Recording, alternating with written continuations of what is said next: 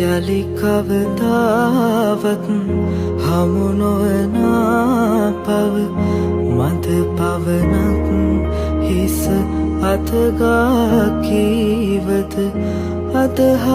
අදහාගන්නට නොහැකිය කිසි දින ඇය යලි නොඇතැයිකින්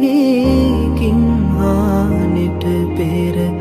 යන්න ගියාම කියලා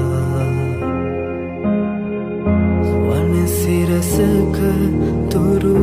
සෙවනැලි අතරේ ගීකයමින්